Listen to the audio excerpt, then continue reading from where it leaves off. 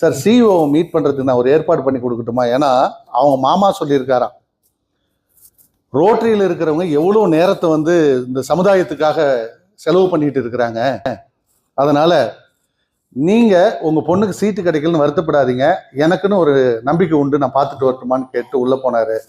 போயிட்டு வந்துட்டு உங்களை சிஇஓ பார்க்க கூப்பிட்றாருன்னு சொன்னார்.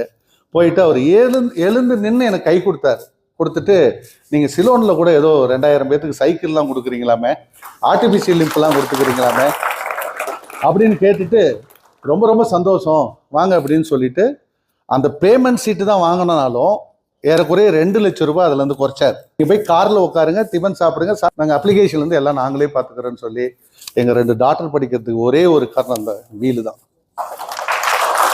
இது எனக்கு குடும்பத்துக்கான ஒரு நன்மை. அப்போ சுயநலத்துக்காக ரோட்டரிக்கு வந்துக்கிறோமா? சுயநலம்லாம் பொது நிலைமை.